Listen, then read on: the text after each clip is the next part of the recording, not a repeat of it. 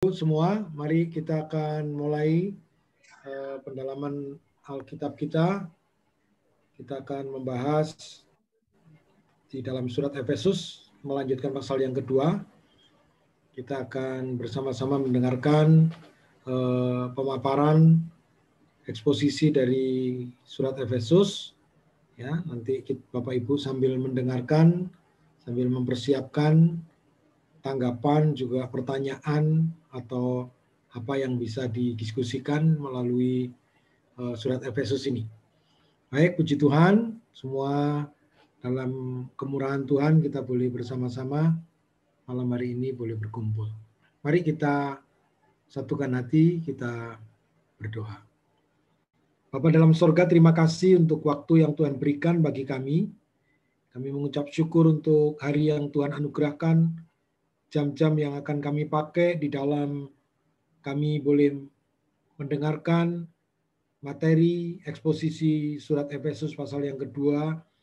Kami memohon pertolongan Tuhan, juga hamba-Mu, Pak Tim yang akan menyampaikan eksposisi Efesus ini, kiranya Tuhan memberikan hikmat, dan kami semua yang boleh hadir, kami boleh mendapatkan hikmat pertolongan Tuhan, sehingga kami boleh mengerti bagian-bagian ayat-ayat yang akan dikupas,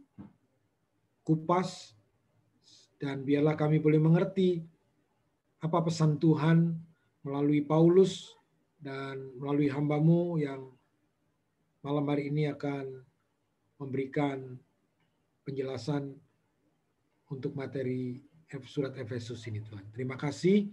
Kami serahkan waktu kami, Tuhan menolong saudara-saudara kami yang belum bisa join.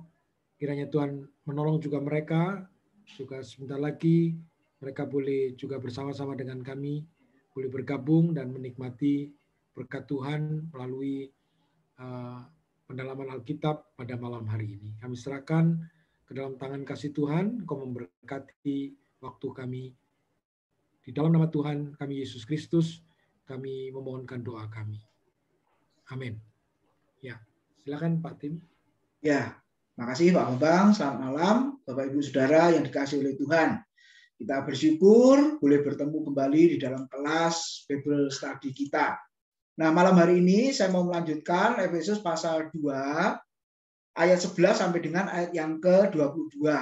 Kalau Selasa kemarin kita sudah belajar Efesus pasal 2 ayat 1 sampai dengan ayat yang ke-10, Bapak Ibu. Nah, hari ini kita akan belajar melanjutkan di dalam Efesus 2 ayat 11 sampai 22. Nah, perikop ini saya beri judul yang jauh didekatkan.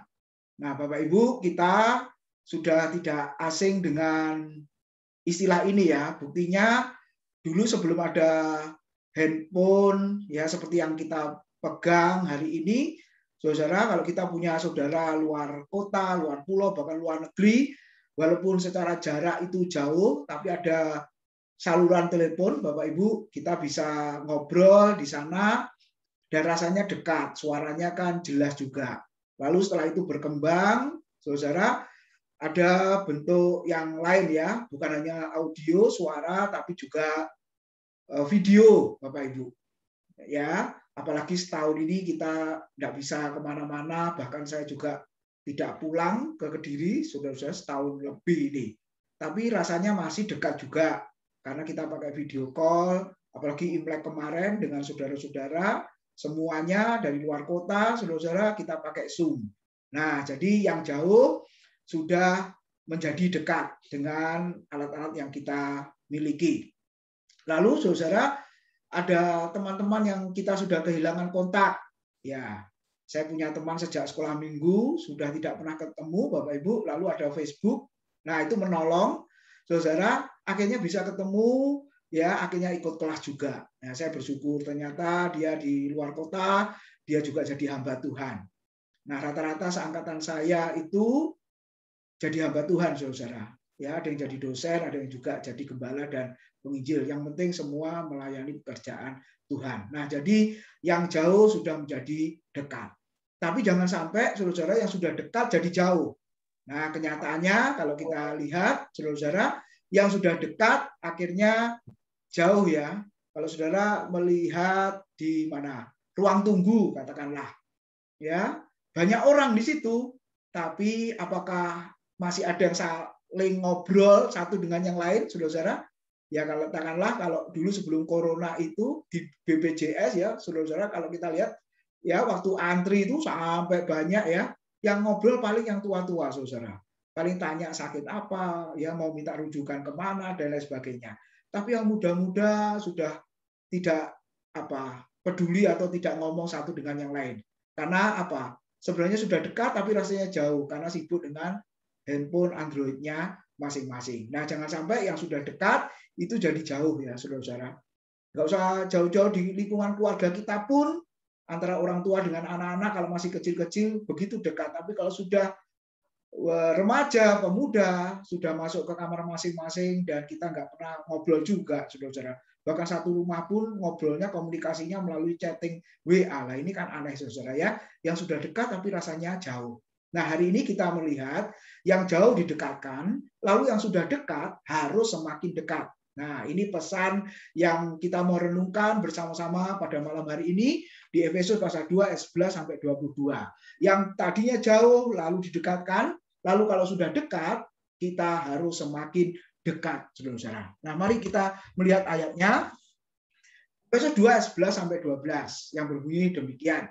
Karena itu ingatlah bahwa dahulu kamu sebagai orang-orang bukan Yahudi menurut daging yang disebut orang-orang tak bersunat oleh mereka yang menamakan dirinya sunat, yaitu sunat lahiriah yang dikerjakan oleh tangan manusia, bahwa waktu itu kamu tanpa Kristus, tidak termasuk kewargaan Israel, dan tidak mendapat bagian dalam ketentuan-ketentuan yang dijanjikan, tanpa pengharapan dan tanpa Allah di dalam dunia.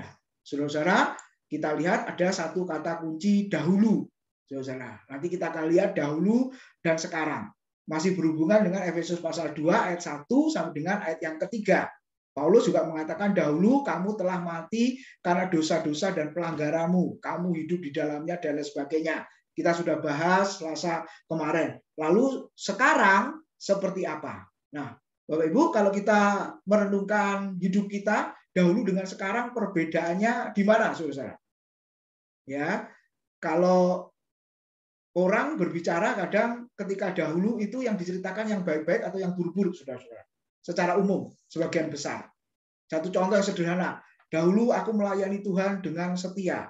Dahulu aku beribadah kepada Tuhan dengan setia. Dahulu aku giat ya, ikut bakti sosial, ikut pelayanan keluar kota dan lain sebagainya dengan sungguh-sungguh, dengan serius dahulu-dahulu. Lalu tanya balik. Lah kalau sekarang, saudara-saudara, sekarang sudah tidak mengikuti semuanya. Wah, saudara-saudara, kita lihat ya, apalagi dahulu sebelum corona. Nah, jemaat berkata, oh setia Pak, datang ke gereja dan lain sebagainya. Lalu setelah corona ini, harusnya Bapak Ibu ada beberapa di antara kita yang dahulu dengan sekarang beda. Dahulu jarang muncul, saudara-saudara, mungkin seminggu sekali di gereja, tapi setelah zaman corona atau sejak saat corona, munculnya setiap hari. Nah, ini puji Tuhan, saudara. Melalui Zoom, ya, baik kelas maupun ibadah doa malam, apapun, saudara, justru muncul setiap hari. Nah, ini yang puji Tuhan. Saya senang dengan hal itu. Dahulu tidak pernah Bible study, sekarang ikut. Dahulu tidak pernah doa malam, sekarang ikut, saudara ya. Itu yang membuat saya bersuka cita. Nah, saya berharap kita semua dahulu dengan sekarang perbedaannya, saudara, yang sekarang ini yang positif, yang sekarang ini yang lebih baik dibanding yang lalu. Amin, saudara. Nah, kalau kita lihat di dalam ayat ini, ketika Paulus mengatakan kepada jemaat Efesus, karena itu ingatlah, saudara. Apa yang harus diingat? Bahwa kamu dahulu sebagai orang-orang bukan Yahudi, ya, lalu dikatakan apa, saudara? Tanpa Kristus, tidak termasuk keluarga Israel, tidak mendapat bagian dalam ketentuan yang dijanjikan, tanpa pengharapan dan tanpa Allah. Paulus mau mengingatkan kepada jemaat yang sekarang sudah jadi orang Kristen, ya, dahulu kamu seperti itu. Jemaat kondisinya seperti itu. Benar-benar kacau, tanpa pengharapan, jauh, terhilang, ateis, tanpa Allah, tanpa Kristus. Saudara-saudara, kita lihat ya. Dahulu kondisi yang buruk, kondisi yang memprihatinkan, kondisi yang mengerikan, terpisah dari hadirat Tuhan, jauh dari Tuhan, saudara. Nah, Paulus mengatakan, ingatlah itu dibandingkan dengan sekarang. Jadi, saya berharap malam hari ini, Bapak Ibu, dahulu dengan sekarang, bukan dahulu yang enak, dahulu yang maju, saudara, sekarang malah tidak. Nah, ini yang harus kita renungkan, introspeksi diri kita malam hari ini ya, saudara. Kalau dahulu bersemangat, sekarang tidak, nah ini masalah yang harus diselesaikan. Tapi kalau kita lihat dahulu, ya mundur, dahulu jauh dari Tuhan, lalu sekarang lebih maju, nah ini yang Paulus mau mengatakan, saudara-saudara. Bahwa orang Kristen sebelum percaya Yesus, sebelum di dalam Kristus, kondisinya seperti itu. Nah, coba kita lihat berikutnya, saudara-saudara. Kesimpulannya dari ayat yang kita baca tadi. Dikatakan dahulu itu artinya jauh dari Tuhan. Ya, kalau Efesus pasal 2 ayat 1 sampai 3, dahulu dikatakan mati karena dosa, mati karena pelanggaran-pelanggaran.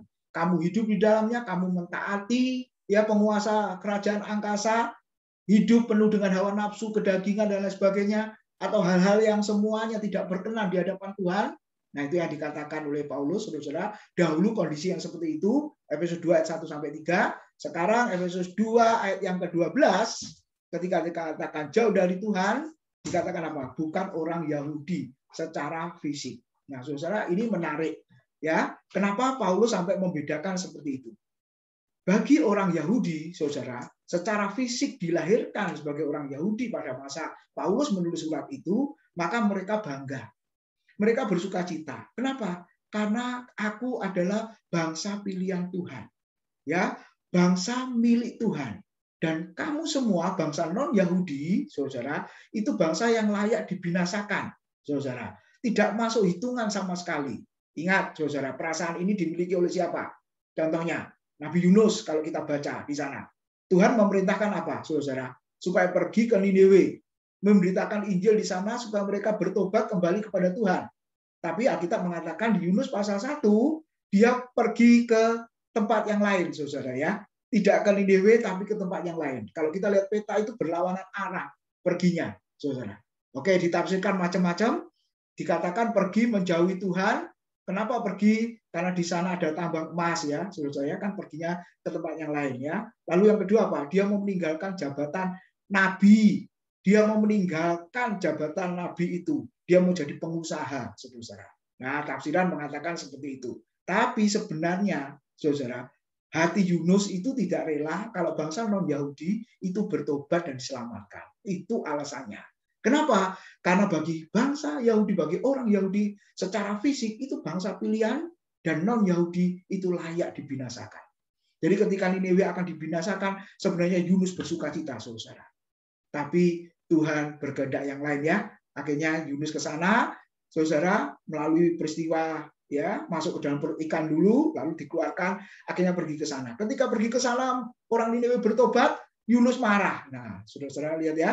Jadi memang benar Paulus berkata, dahulu jauh dari Allah, kondisimu bukan orang Yahudi, bukan bangsa pilihan, kamu layak dibinasakan. Yang kedua, tidak bersunat, artinya tidak mendapat bagian dalam perjanjian anugerah Tuhan. Perjanjian anugerah Tuhan hanya diberikan kepada orang Israel saja secara jasmani.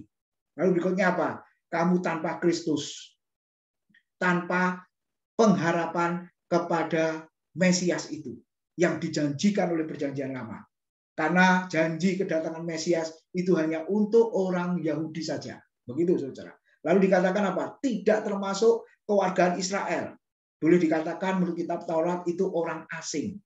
Saudara, kalau namanya orang asing, tentunya berbeda, tidak mendapatkan hak seperti saudara, ya bukan ya bangsa asing kan, bangsa sendiri.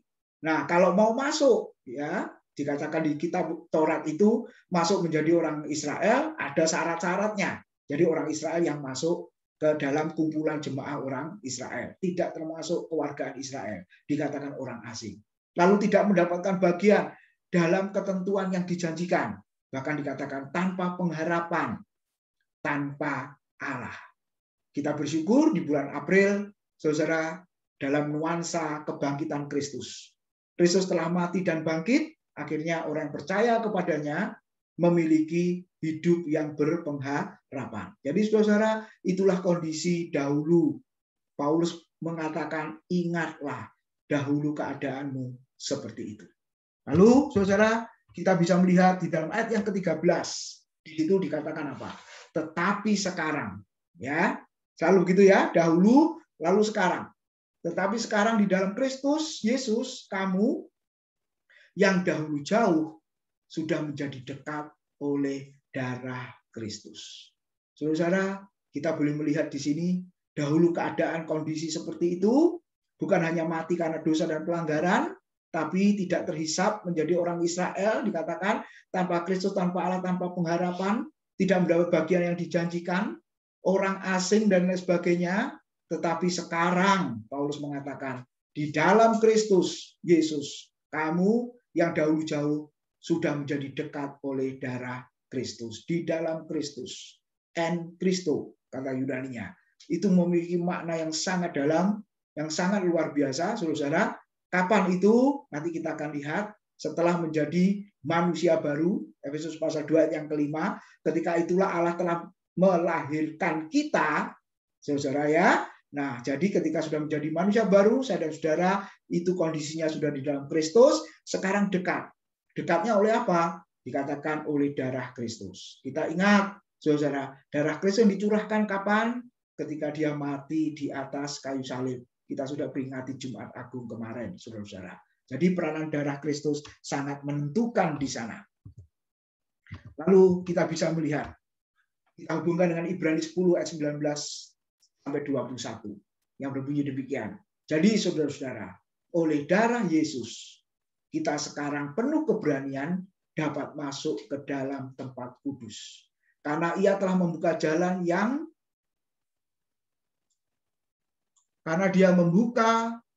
telah membuka jalan yang baru dan yang hidup bagi kita melalui tabir, yaitu dirinya sendiri. Dan kita mempunyai seorang imam besar sebagai kepala rumah Allah. Lalu bandingkan Matius 27 ayat yang ke-51, saudara-saudara, dikatakan,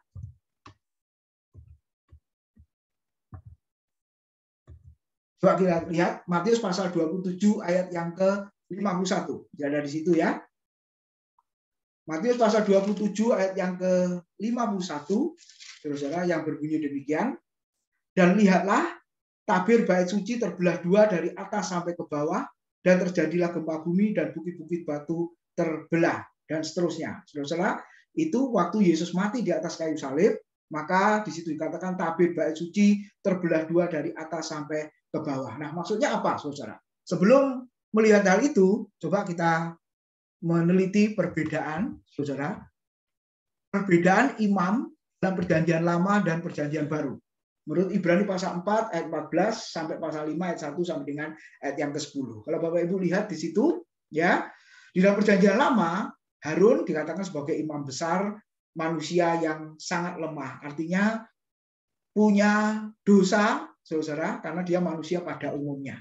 Tapi kalau dalam perjanjian baru, Yesus dikatakan anak Allah, saudara, yang tanpa dosa. Jadi yang kedua, imam besar Harun berdosa, lalu imam besar perjanjian baru, saudara-saudara, tanpa dosa. Lalu Harun di dalam perjanjian lama, para imam itu membawa darah binatang ke ruang maha kudus setahun sekali. Nanti baca di kitab Imamat pada waktu hari raya pendamaian. Imamat pasal yang ke-16 ya, saudara-saudara. Sekali setahun masuk ke ruang maha kudus, membawa darah binatang, lalu untuk yang keempat, meminta pengampunan diri sendiri dan meminta pengampunan umat Israel pada masa itu. Tetapi Yesus sebagai imam besar sudah membawa darahnya sendiri sekali untuk selamanya. Saudara. Lalu dapat mengampuni umatnya karena dia sendiri tidak pernah berdosa, tanpa dosa, tentunya yang dapat diampuni adalah dosa umatnya. Lalu berikutnya, manusia, imam perjanjian lama dimuliakan manusia, tetapi perjanjian baru Yesus dimuliakan oleh Allah. Menurut Imamat Lewi, imam perjanjian lama, tapi Yesus menurut imamat Melkisedek. Saudara, itu kita melihat perbedaan. Peranan darah Yesus yang kita lihat yang tadi mendekatkan tembok pemisah, ya, saudara-saudara, sudah dihancurkan. Kita bisa melihat di situ. Kalau dalam perjanjian lama sekali setahun terus berulang seperti itu, tapi kalau dalam perjanjian baru sekali untuk selamanya. Nah, saudara-saudara, kita bisa merenungkan apa fungsi dari seorang imam. Yang pertama, mempersatukan kedua belah pihak, ya, dari yang jauh kemudian disatukan, saudara.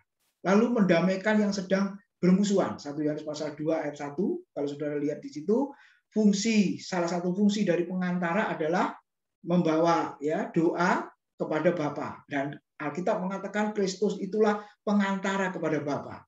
Kalau kita berbuat dosa, kita memiliki pengantara yang adil, yaitu Yesus. Dan yang ketiga, saudara, apa fungsi imam? Mendekatkan umat kepada Allah. Yang tadinya jauh, sekarang dekat. Dan kita mengucap syukur, saya dan saudara yang sudah ada di dalam Kristus, kita sudah mengalami karya dari imam besar itu, saudara. Ya, kita sudah dipersatukan, ya, kita sudah didamaikan, saudara. Kita yang tadinya jauh sudah didekatkan. Makanya, saudara, tadi judulnya adalah yang jauh sudah didekatkan, dan kalau sudah didekatkan, jangan jauh. Kalau sudah didekatkan, saudara, harus lebih dekat lagi. Ya, dalam konteks ini kita kepada Tuhan, yang tadi jauh orang berdosa, lalu dekat dengan Tuhan, lalu setelah dekat dengan Tuhan, lalu semakin dekat dengan Tuhan. Ingat gambaran-gambaran di dalam kitab Injil, saudara, ya, Yesus pokok anggur, kita carang-carangnya. Kalau kita terlepas dari pokok anggur, maka carang itu akan mati, kering, masuk ke dalam pembakaran. Jadi tidak bisa terlepas, terpisah dari yang namanya pokok anggur. Demikian juga saya dan saudara. Kita tidak bisa seharusnya terpisah dengan Kristus, saudara. Ya, kita harus lebih dekat dengan Kristus. Karena apa? Faktor dari darah Yesus yang berperanan. Dia sudah mendekatkan saya dan saudara. Yang tadinya dimusuhi Tuhan, yang tadinya jauh dari Tuhan, yang tadinya hidup dalam kegelapan, sekarang sudah diubah semuanya, hidup dalam terang, hidup dekat, hidup dalam damai sejahtera dengan Tuhan. Kita bisa melihat di Efesus pasal 2 yang ke-14 itu. Dikatakan, saudara, karena dialah damai sejahtera kita yang telah mempersatukan kedua pihak dan yang telah merubuhkan tembok pemisah, yaitu perseteruan. Jadi yang menyebabkan jauh, yang menyebabkan berpisah dari kesatuan dengan Kristus itu, Efesus 2:14 mengatakan perseteruan. Kalau di dalam kitab Kejadian itu karena dosa. Nah, saya ingat ayat ini sehubungan dengannya dalam Yesaya 59 ayat 1 dan 2, saudara. Sudah tidak asing bagi kita, ya. Sesungguhnya tangan Tuhan tidak kurang panjang untuk menyelamatkan, dan pendengarannya tidak kurang tajam untuk mendengar. Tetapi yang merupakan pemisah antara kamu dan Allahmu ialah segala kejahatanmu, dan yang membuat dia menyembunyikan diri terhadap kamu sehingga tidak mendengar ialah segala dosamu. Jadi saudara, pemisah tadi dikatakan perseteruan, pemisah itu adalah kejahatan, pemisah itu adalah dosa. Yesaya 53 mengatakan pemisah itu adalah segala pemberontakan. Saudara, itu yang dikatakan oleh firman Tuhan. Dan itu merupakan tembok pemisah. Paulus mau mengingatkan kondisimu waktu jauh dari Tuhan. Dahulu keadaanmu seperti itu, saudara. Sama seperti Imam Besar Harun, sekali setahun menghadap Tuhan pada hari raya pendamaian, saudara, maka Israel juga dikatakan penuh dengan kejahatan, penuh dengan pemberontakan, penuh dengan perseteruan, dan penuh dengan dosa. Makanya Imam Besar Harun yang mendekatkan lagi umat Tuhan, umat Israel kepada Tuhan. Setiap tahun sekali berulang-ulang seperti itu. Tapi puji Tuhan, Kristus datang ke dalam dunia, dia mati di atas kayu salib, dia sudah mendekatkan saya dan saudara sekali untuk selama-lamanya. Jadi yang sudah dekat, jangan sampai jauh, saudara. Ya, kadang-kadang kita yang menjauhkan diri dari Tuhan. Kita yang lari dari hadirat Tuhan. Kita yang pergi sangat jauh. Seperti Yunus kata Alkitab, menjauhi hadirat Tuhan. Pertanyaannya, bisakah kita jauh dari Tuhan, saudara? Saya ingat pemazmur, ya, di kitab Mazmur mengatakan apa? Bagaimana mungkin aku dapat menjauhi rohmu? Aku ada di langit, engkau ada di sana. Tahtamu Tuhan ada di sana. Bahkan aku pergi jauh dalam ke dunia orang mati pun, engkau juga ada di sana. Jadi saudara-saudara, bisakah kita jauh dari Tuhan? Sebenarnya tidak bisa, saudara. Tapi kitalah karena dosa, kejahatan, pemberontakan, akhirnya kita memiliki perasaan jauh dari Tuhan. Oleh sebab itu, melalui karya Kristus, Dia sudah membawa kita memulihkan hubungan itu, bahkan meruntuhkan tembok pemisah tadi dikatakan, dan sekarang kita bisa dekat lagi kepada Tuhan. Lalu saudara, kita lihat ayat yang ke-15 di dalam Efesus pasal 2. Di situ dikatakan, sebab dengan matinya sebagai manusia, ia telah membatalkan hukum Taurat dengan segala perintah dan ketentuannya untuk menciptakan keduanya menjadi satu manusia baru di dalam dirinya, dan dengan itu mengadakan damai sejahtera. Perhatikan saudara, sebab dengan matinya Yesus sebagai manusia, ia telah membatalkan hukum Taurat dengan segala perintah dan ketentuannya untuk menciptakan keduanya menjadi satu manusia baru dalam dirinya, dan dengan itu mengadakan damai sejahtera. Hukum Taurat yang mana? Nah, sebenarnya yang lalu-lalu kita sudah mendengar ya, sudah ada penjelasannya, tapi karena ada di dalam ayat ini, coba kita ulang, saudara-saudara, untuk menyegarkan pengertian kita ya. Hukum Taurat mana yang sudah dibatalkan oleh Kristus? Apakah semua hukum Taurat itu batal, saudara-saudara? Nah, coba kita lihat, saudara-saudara. Yesus Kristus telah membatalkan hukum Taurat dengan segala perintah dan ketentuannya. Nah, kata membatalkan menarik, saudara, dari kata Yunani katargeo ya, muncul dalam Perjanjian Baru 27 kali. Nah, artinya menyanyiakan, menghentikan, meniadakan, membatalkan, membebaskan, berhenti. Jadi, terjemahan bebasnya, Yesus Kristus telah memberhentikan hukum Taurat, ya, telah membebaskan dari segala tuntutan. Dikatakan segala perintah dan ketentuan dari hukum Taurat itu, saudara ya. Itu maksudnya. Nah, kita lihat, saudara, sekali lagi hukum Taurat yang mana? Coba kita renungkan. Kolose 2 ayat 14 dulu kita baca, ada hubungannya di sana ya. Dengan menghapuskan surat hutang yang oleh ketentuan-ketentuan hukum mendakwa dan mengancam kita. Dan perhatikan, itu diadakannya dengan memakukannya pada kayu salib. Jadi saudara, karya kematian Kristus itu ada beberapa, Bapak Ibu. Ya, kalau tadi dikatakan peranan darah Yesus mendekatkan yang jauh, meruntuhkan tembok pemisah, dosa, perseteruan, kejahatan, pemberontakan. Kalau di dalam bagian ini, saudara, kematian Kristus di atas kayu salib mengatakan apa? Membatalkan atau meniadakan atau memberhentikan segala tuntutan dari hukum Taurat itu. Dikatakan apa? Dengan memakukannya pada kayu salib. Ketika dia mati di atas kayu salib, segala sesuatu yang berbau hukum Taurat dikatakan batal atau berhenti atau sudah ditiadakan. Nah, apakah itu, saudara-saudara? Apakah semua bagian dalam hukum Taurat itu telah batal? Jawabannya tidak. Karena kita bisa melihat ternyata hukum Taurat kan dibagi menjadi 3 bagian. Yaitu yang pertama hukum moral atau hukum etika. Nah, dari 10 hukum ya, Keluaran pasal yang ke-20, kalau Bapak Ibu baca di sana dikatakan apa? Hukum pertama, jangan ada padamu Allah lain di hadapanku. Lalu jangan membuat patung ya yang menyerupai apapun dan sujud menyembahnya. Lalu apalagi saudara? Jangan memanggil nama Tuhan dengan sia-sia. Yang keempat, ingat dan kuduskanlah hari Sabat. Lalu yang kelima, saudara, hormatilah ayahmu dan ibumu. Lalu jangan membunuh, berzina, mencuri, menginginkan dan seterusnya. Nah, itu hukum moral, hukum etika masih berlaku, saudara. Lalu yang kedua ada hukum sipil ini ya. Dengan kata lain, kalau melanggar hukum itu pasti ada hukumannya. Ya, contoh kalau di dalam kitab Taurat itu ada seorang anak yang kedapatan durhaka, akhirnya anak itu dibawa ke luar kota, kemudian dilempari batu sampai mati. Lalu imam berkata, inilah anak yang sangat durhaka, berani sama orang tua, tidak ada perubahan sama sekali, akhirnya dihukum mati, dilempari batu. Nah, sama ya, orang yang bersalah sekarang, saudara, dihukum masuk penjara. Nah, itu hukum sipil itu masih berlaku. Lalu yang ketiga, nah ada hukum keagamaan, saudara.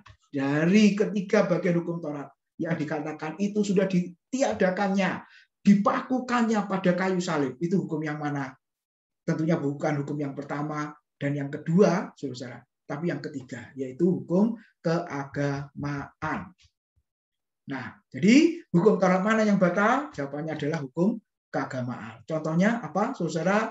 Kalau dalam Perjanjian Lama, orang Israel beribadah memakai kambing domba, saudara ya, lembu, terus burung merpati, burung tekukur dengan tepung dan lain sebagainya, maka itu sudah dibatalkan.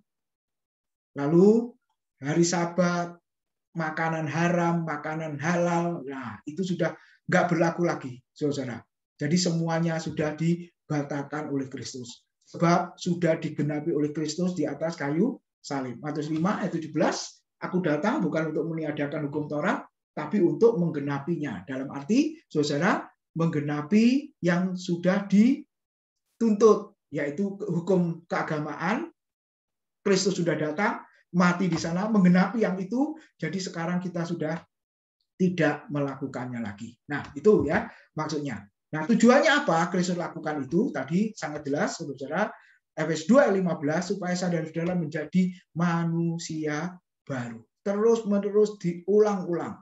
Masih ingat khotbah minggu kemarin, Pak Marujahan, Bapak Ibu, saksikan perbuatan Tuhan. Perbuatan Tuhan apa? Yang sudah melahirkan baru orang berdosa. Nah, itu yang disaksikan, itu yang diceritakan. Bagaimana Tuhan mengubah hidup kita, saudara ya. Tuhan memproses hidup kita menjadi baik, menjadi berkenan di hadapan Tuhan, itu yang kita ceritakan. Bukan diri kita yang kita ceritakan, tapi Tuhan yang berkarya itu dalam hidup kita, itu yang kita ceritakan. Nah, ini yang dimaksud di dalam bagian ini, saudara. Ketika saudara sudah menjadi manusia baru, maka kita bisa menyaksikan Tuhan kepada orang lain. Lalu ayat 17 dan ayat yang ke-18, saudara, dikatakan, Efesus pasal 2, Ia datang dan memberitakan damai sejahtera kepada kamu yang jauh dan damai sejahtera kepada mereka yang dekat. Karena oleh Dia kita kedua pihak dalam satu roh beroleh jalan masuk kepada Bapa. Saudara, apa maksudnya di dalam bagian ini? Nah, ini ayat yang tadi saya singgung, Matius 27 ayat 50 sampai 51. Yesus berseru pula dengan suara nyaring lalu menyerahkan nyawanya. Kita sudah dengarkan khotbah ini waktu Prapaskah kemarin, saudara, dan lihatlah tabir bait suci terbelah dua dari atas sampai ke bawah, dan terjadilah gempa bumi dan bukit-bukit batu terbelah dan lain sebagainya. Saudara, saya cari gambarnya ya, kira-kira seperti ini. Ini merupakan pemisah tabir atau selambu ya, kelambu ini antara ruang kudus dengan ruang maha kudus, saudara. Jadi Imam Besar Harun yang masuk sekali setahun pada hari raya pendamaian di Imamat pasal yang ke-16 itu masuk ke dalam ruang maha kudus, saudara ya. Nah, ini ada 3 alat, pelita emas, mezbah dupa dan meja roti sajian, meja roti pertunjukan itu ada di ruang kudus. Lalu di balik tirai ini, saudara, itu namanya ruang maha kudus dan di situ hanya ada peti perjanjian. Dan itu hanya Imam Besar Harun yang boleh masuk ke sana sekali setahun, saudara. Tetapi lihat, oleh kematian Kristus di atas kayu salib, tabir bait suci terbelah dua dari atas sampai ke bawah. Artinya apa, saudara? Sudah tidak ada sekat, sudah tidak ada tirai, sudah tidak ada pembatas. Makanya tadi dikatakan tembok pemisah itu sudah dihancurkan. Jadi mengucap syukur pada malam hari ini. Melalui karya Kristus di atas kayu salib, kita punya akses langsung kepada Allah Bapa di surga. Kalau orang perjanjian lama harus melalui imam besar Harun dan imam-imam yang lain. Tapi orang Kristen perjanjian baru, apalagi sudah percaya Kristus, di dalam Kristus, kita langsung, saudara, punya akses untuk menghubungi Allah Bapa kita di surga. Makanya kedekatan itu digambarkan seperti seorang bapa dengan seorang anak. Di dalam Matius pasal 6, Tuhan Yesus mengajar para muridnya untuk berdoa. Kalau engkau berdoa, berdoalah demikian. Bapa kami yang ada di dalam surga. Kita layak memanggil dia Bapa, karena kita adalah anak-anaknya. Saudara, ayat 19 sampai dengan ayat 22 yang terakhir dikatakan, demikianlah kamu bukan lagi orang asing dan pendatang, melainkan kawan sewarga dari orang-orang kudus dan anggota-anggota keluarga Allah, yang dibangun di atas dasar para rasul dan para nabi dengan Kristus Yesus sebagai batu penjuru. Di dalam Dia tumbuh seluruh bangunan rapi, tersusun menjadi bait Allah yang kudus di dalam Tuhan.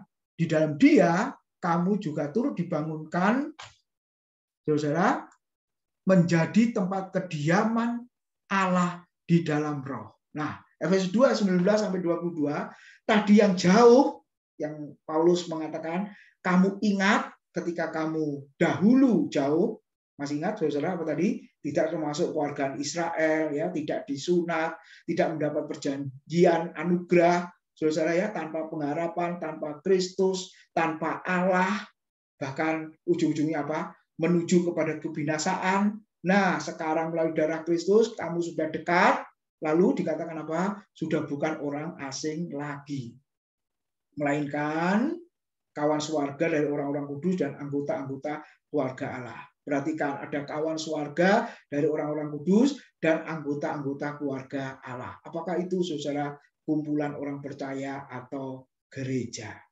Jadi kita sudah bukan orang asing lagi, bukan pendatang lagi, tetapi sudah menjadi kawan sewarga dari orang-orang kudus dan anggota-anggota keluarga Allah. Jadi bukan menjadi bagian dari orang Israel lagi, ya, orang Israel yang terhisap digabung masuk menjadi orang Israel, tidak, tapi disebutkan kawan sewarga dari orang-orang kudus. Saya dan saudara di mata Tuhan adalah orang yang dibenarkan dan orang yang dikuduskan. Nah, itu status kita, saudara. Sehingga dikatakan apa? Anggota-anggota keluarga Allah. Itulah disimbolkan satu kata yang namanya gereja. Bukan bangunan secara fisik, tapi kumpulan orang percaya. Itulah gereja. Dan dikatakan apa? Yang dibangun ya di atas dasar para rasul dan para nabi dengan Kristus Yesus sebagai batu penjuru. Tidak pernah dibalik, saudara-saudara, para nabi dan para rasul. Padahal kenyataannya kalau nanti baca pasal 2 Efesus ayat berikutnya itu juga disinggung, saudara, selalu para rasul itu duluan. Ya, tidak pernah para nabi itu duluan. Padahal harusnya para nabi kan duluan karena dia muncul, saudara, dipilih Tuhan waktu perjanjian lama. Lalu para rasul itu pada masa perjanjian baru. Tapi ternyata, saudara, selalu pasal 4 juga, ya, ia yang memilih kamu menjadi rasul-rasul, nabi-nabi dan lain sebagainya. Itu tidak pernah dibalik, saudara. Nah, ini menarik. Artinya apa? Ternyata jauh pada waktu kekekalan Tuhan membentuk rasul dengan tujuan apa? Hadirnya gereja. Kita sudah belajar di Efesus pasal 1 yang lalu, saudara, berkat dari Allah Bapa dikatakan apa? Memilih sebelum dunia dijadikan, memilih gereja. Hati Tuhan, pikiran Tuhan, saudara, ya, di dalam masa kekekalan itu membentuk sebuah gereja. Sebelumnya membentuk komunitas yang namanya jemaah Israel. Kalau boleh dikatakan dalam perjanjian lama itu gagal. Gagal karena setelah itu muncullah perjanjian baru. Saudara, benih gereja yang muncul di Matius 16 waktu Tuhan berkata kepada Simon Petrus, lalu lahirlah gereja di Kisah Rasul pasal yang kedua. Jadi saudara, kumpulan orang percaya yang namanya gereja itu sangat istimewa di hadapan Tuhan. Bahkan ketika Yesus mati di atas kayu salib, tentara Roma menombak lambung Yesus, keluar darah dan air, kata Alkitab. Darah dan air itu simbol dari kehidupan. Kehidupan apa? Kehidupan gereja. Jadi saudara, ini satu perkara yang luar biasa. Mengucap syukur ada orang Kristen, kumpulan orang percaya, adanya gereja. Kenapa? Karena itu memang tujuan Tuhan datang sebelum ke dalam dunia, di dalam masa kekekalan. Lalu waktu dia datang dalam dunia, walaupun dia tidak mendirikan gereja, tapi para rasulnya, para muridnya. Dan konteks sekarang, kita semua orang yang percaya, kalau kita lihat, saudara, memang itulah tujuan agung dari gereja. Kenapa? Dimulai di kitab Kejadian, Tuhan menciptakan keluarga. Mempelai, saudara ya. Maka di akhir zaman, Tuhan juga akan membentuk yang namanya mempelai. Mempelai pria surga, nanti Efesus pasal 4, kita lihat Efesus pasal 5, saudara, kepala gereja dan jemaat adalah tubuhnya. Dan kalau sudah bersatu, itu adalah kesatuan yang tidak bisa dipisahkan. Suami istri dalam dunia ini bisa dipisahkan melalui kematian, bisa dipisahkan melalui perceraian. Tapi nanti jemaat dengan Kristus, tubuh dengan kepala yang adalah Kristus itu, maka kesatuan yang tidak bisa dipisahkan. Nah, itu kalau kita lihat sejarah penebusan dari awal perjanjian baru sampai akhir dari perjanjian baru, sampai kedatangan Kristus kembali, itulah tujuannya, yaitu gereja yang dipersiapkan sebagai pengantin perempuan atau mempelai wanitanya. Dan kita lihat dasar para rasul dan para nabi itu adalah fondasinya, saudara-saudara ya. Pengajaran para rasul, pengajaran para nabi. Itu adalah fondasi dari berdirinya gereja dengan Kristus sebagai batu penjuru. Jadi kalau kita berakar di dalam firman, karena memang itu fondasi, maka gereja itu akan kuat, saudara. Saya dan saudara menjadi orang Kristen akan kuat karena kita bagaikan rumah yang dibangun di atas batu. Datang angin, banjir, ya hujan badai, Alkitab berkata, akan kuat, kokoh, saudara, karena dasar kita benar. Itulah di Efesus pasal 2 ayat 19 sampai 22. Jadi peranan nabi dan rasul dihadirkan Tuhan, dipilih Tuhan untuk membentuk hadirnya gereja. Dan gereja sudah berdiri, saudara. Ketika gereja sudah berdiri, otomatis jabatan nabi dan rasul sudah tidak diperlukan lagi. Yang ada adalah fungsi nabi dan rasul, yaitu mengajarkan kebenaran firman Tuhan.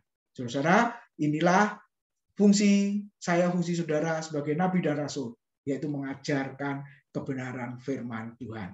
Dan yang paling akhir tadi dikatakan, gereja dikatakan apa? Tempat kediaman Allah di dalam roh. Oh, ini luar biasa, saudara ya, karena Allah hadir di sana. Itulah gereja. Amin. Tuhan memberkati. Saya serahkan Pak Bambang untuk bisa memimpin selanjutnya diskusi, tanya jawab dan sebagainya. Ya, baik. Terima kasih Pak Tim untuk penjelasan atau pemaparan materi dari Efesus pasal 2 ayat 12 sampai yang ke-19. Sampai ya. Silakan Bapak Ibu yang ingin memberikan tanggapan atau pertanyaan ya seputar pasal 2 ayat 12 tadi. Saya persilakan. Bagaimana darah Kristus memberikan kesempatan bagi kita yang jauh untuk menjadi dekat, ya, memberikan menjadi perantara bagi kita ya, sebagai imam besar. Silakan. Ada Pak Fendi mungkin? Ya Pak, malam Pak. Ya, silakan. Ya Pak, Pak mau tanya. Kan dikatakan bahwa darah Yesus itu yang mendamaikan. Nah ini filosofis dari darah itu kenapa ya Pak? Paulus kok selalu pakai darah, kok enggak pakai bilur atau pakai mahkota, pakai apa gitu? Mungkin ini yang ya saya tanyakan. Terima kasih Pak. Ya, silakan Pak Tim. Ya, pertanyaan yang bagus ya. Kenapa kok mesti darah? Nah, kita mesti melihat karena Paulus itu juga orang Yahudi, ahli Taurat, saudara. Ya, mesti melihatnya di Kejadian pasal 3, Pak Fendi ya, dan juga yang lain. Ketika Adam dan Hawa berdosa, mereka kan memakai pakaian daun ara ya. Ingat ya, waktu di Kejadian pasal 3. Lalu ketika mereka memakai pakaian daun ara, Tuhan hadir, lalu digantilah mereka pakaian kulit binatang. Ya kan? Nah, ternyata kulit binatang itu kan tidak sekedar binatang dikuliti begitu kan, diambil kulitnya lalu dijadikan pakaian, tidak. Pasti sebelum itu ada yang namanya penyembelihan. Ya, atau pencurahan darah binatang itu. Jadi kalau mau jujur, Paulus melihat perjanjian lama, Paulus melihat Tuhan sendiri yang menyembelih binatang atau mengadakan penebusan. Lalu setelah itu kan terus progresif kan. Lalu dikatakan apa? Habel juga mempersembahkan anak domba. Nah, menurut Ibrani pasal yang ke-11 itu Habel mempersembahkan lebih baik dari korban Kain. Karena Habel mempersembahkannya dengan iman dan Habel mempersembahkan persembahan itu lebih baik dari korban Kain. Terus Nuh mendirikan mezbah, masih ingat? Nah, itu bukan mezbah yang kosong karena Tuhan tidak pernah tertarik dengan mezbah yang kosong. Jadi mesti ada korban persembahan yang ada di atasnya, dan sebelum binatang itu dipersembahkan pasti kan disembelih kan, darahnya dicurahkan. Terus berlanjut Abraham, Ishak, Yakub mendirikan mezbah, lalu zaman Musa, nah di padang gurun orang Israel selama 40 tahun, kemudian terus kan sampai apa saudara? Hadirnya Kristus. Jadi itu Pak Fendi. Kalau kita melihat kenapa kok bukan yang lain dan harus darah? Karena memang dari sejarah penebusan di awal itu memang dimulai dengan darah. Ya, jangan sampai jadi guyonan. Wah, Tuhan ini seperti Dracula saja suka darah. Ada yang ngomong gitu murid saya, saudara-saudara ya. Oh enggak, karena memang dari sananya begitu. Saudara, dari Kejadian pasal 3 sudah darah terus, dan itu sebenarnya di Kejadian pasal 3 itu sudah melihat Kristus yang mati di atas kayu salib. Ya, darah Yesus yang dicurahkan sekali untuk pengampunan dosa. Kalau kita belajar teologi PL lalu teologi PB, benang merahnya seperti itu, saudara. Ya, jadi tidak melalui yang lain, hanya melalui darah, karena identik dengan nyawa, identik dengan apa? Penebusan di situ. Ya, itu. Silakan mungkin yang lain mau menambahkan boleh. Nah, itu ada Bu Catherine, ya. Ada mahasiswa saya, Erwin juga. Silakan. Nih. Yang lainnya boleh menambahkan jawabannya ya, silakan. Supaya seru. Silakan.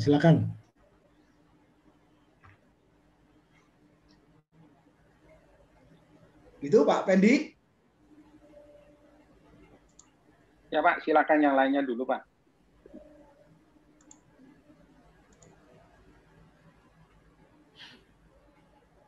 Mari Bapak Ibu silakan. Kalau ada yang mau menanggapi atau ada pertanyaan seputar darah Kristus yang memberikan kesempatan bagi manusia untuk menjadi dekat dengan Allah. Ya, yang jauh menjadi dekat. Mari silakan. Menyinggung keselamatan melalui darah Kristus.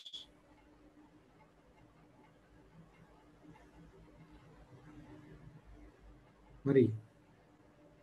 Pak Edi, Bu Sri, teman-teman yang lain silakan. Ibu Meta juga ada.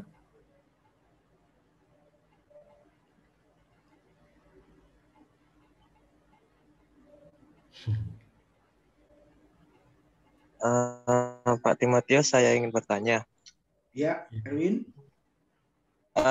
Ini kan tentang curahan darah Kristus ya Pak ya. Kan saya beberapa kasus itu pernah kayak mungkin film, kalau misalnya ya di filmnya yang Tuhan Yesus itu waktu kalau misalnya Natal atau pas Jumat Agung lah, Paskah atau Jumat Agung itu kan pernah menjadi pembicaraan bagi kita di kaum youth itu kan ada seorang prajurit waktu Tuhan Yesus disalib itu menusuk dengan tombaknya sehingga tercurahlah darah Kristus. Apakah prajurit itu selamat juga karena tercurah darah Kristus atau gimana Pak? Kan langsung itu Pak, di tubuhnya Tuhan Yesus sendiri sebagai manusia. Itu aja sih Pak.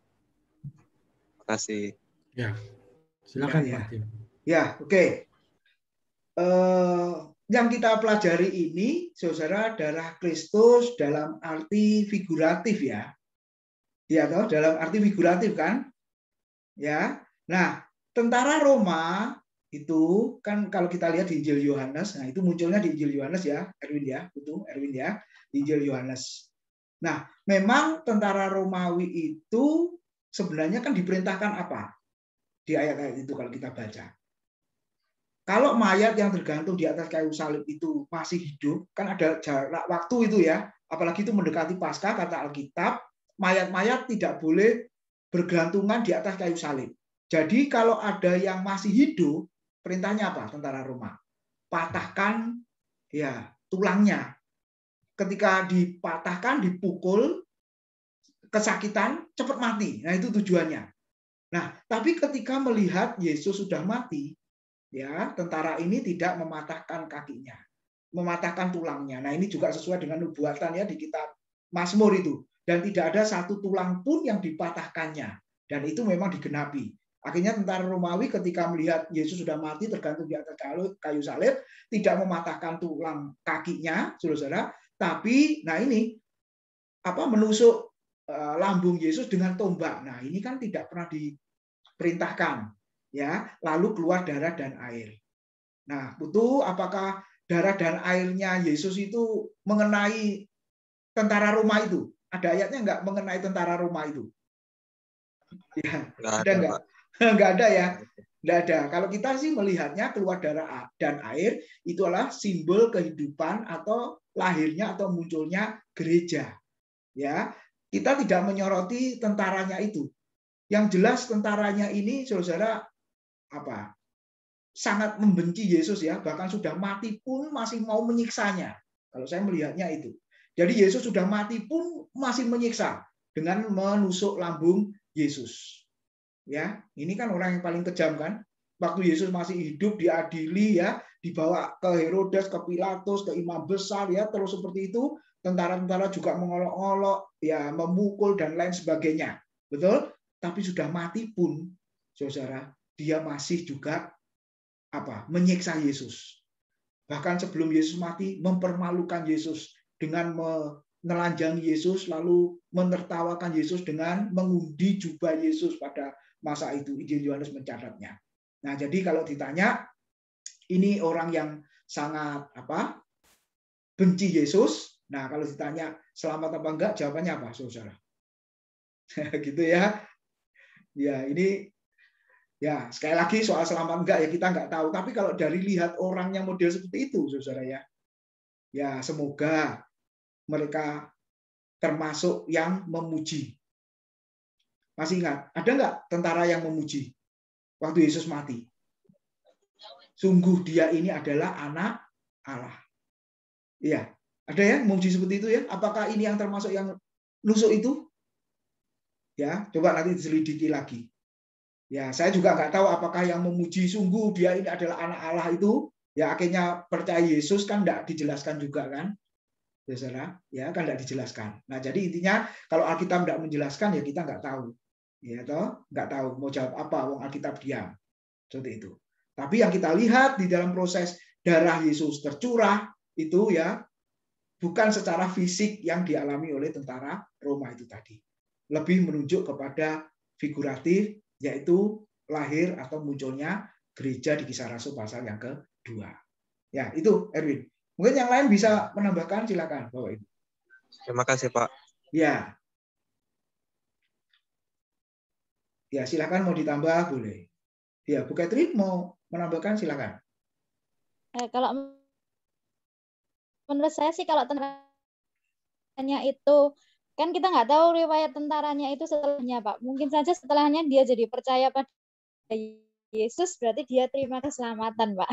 Ya, oke, ya betul ya, kita tidak tahu ya. Ya, kita tidak tahu. Ya, semoga zaman itu dia akhirnya percaya Yesus karena dia memuji, dia sungguh dia ini adalah anak Allah, akhirnya dia mau percaya Yesus ya. Kita nggak tahu ya. Ya, kita berharap begitu. Ya, betul. Ya. Oke, ada yang lain lagi? Saya mau coba tanya, Pak. Iya.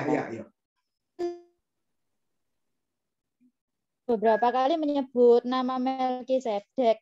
Nah, kan Melkisedek itu adalah imam besar yang maha agung dan kalau saya baca-baca itu adalah kadang dilupakan dengan tipologi Kristus, Pak. Apakah Melkisedek ini dapat disamakan dengan Yesus Kristus tapi dalam perjanjian lama atau bagaimana, Pak? Terima kasih. Oke, ya, makasih.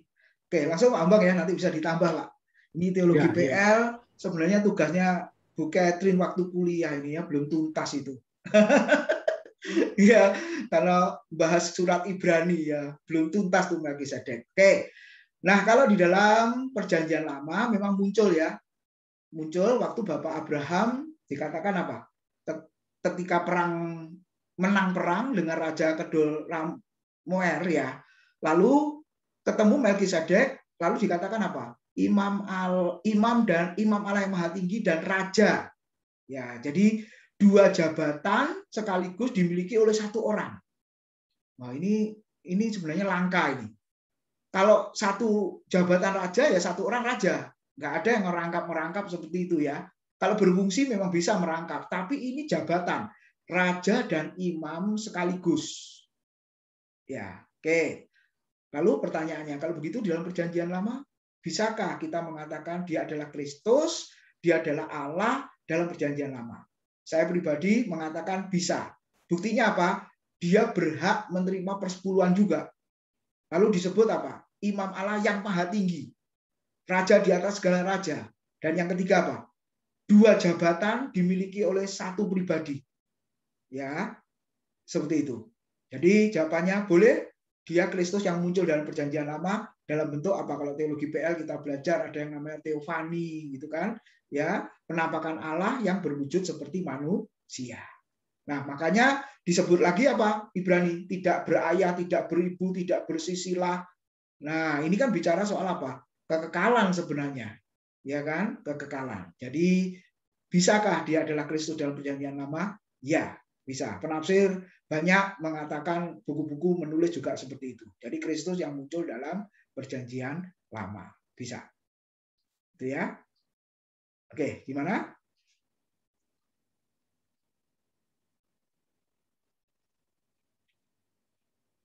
Ya, silakan yang lain. Atau Pak Ambang mau menambahkan, boleh Pak, sehubungan dengan Melkisedek. Ya, saya pikir cukup lah Pak Tim. Memang kalau diberikan gambaran, memang Melkisedek ini kalau mau dibilang teofani ya, karena tidak berbapak, tidak beribu, itu kan satu gambaran yang memang turunnya apa ya, ilahi ya, turunnya itu ilahi, munculnya itu ilahi. Jadi gambarannya seperti itu. Iya.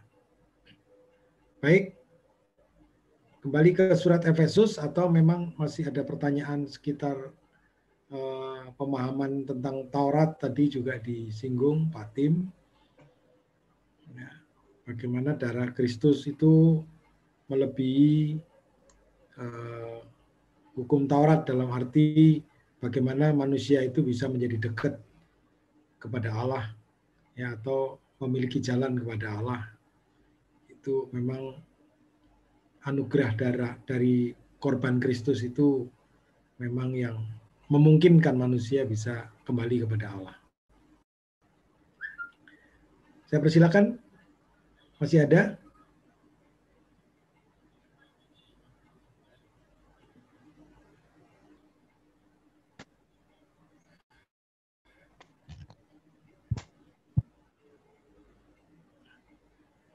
Silakan. Pak Aryono.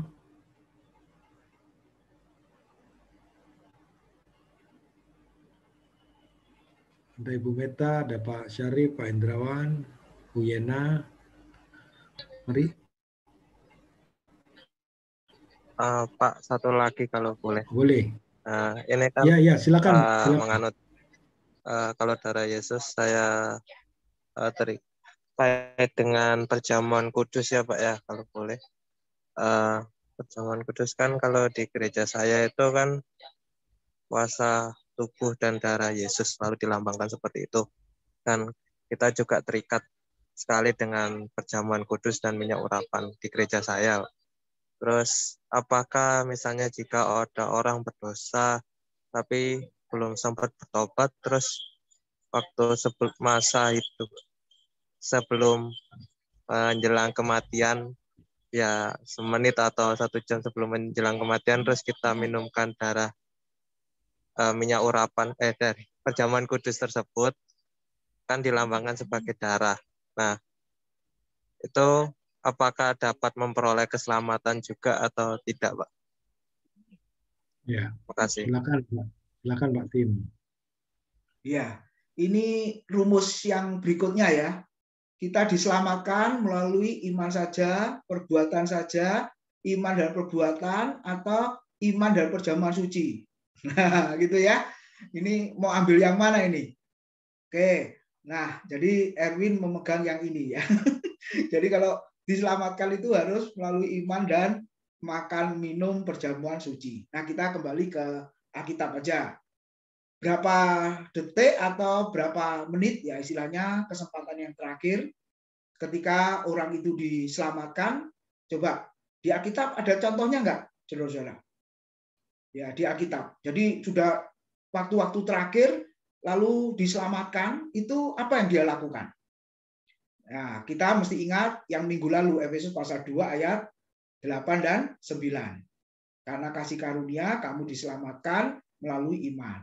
Jadi keselamatan itu nggak ada hubungannya dengan apa, saudara? Makan, minum, berjamaah suci, diolesi minyak urapan, kan nggak ada hubungannya itu.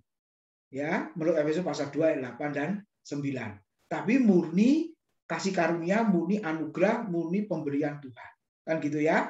Oke, lalu kalau kita lihat di situ syarat ya apa? Boleh dikatakan syarat. Jadi syaratnya apa? Kalau Markus 16 itu, barang siapa percaya, ya toh? Percaya, lalu diselamatkan.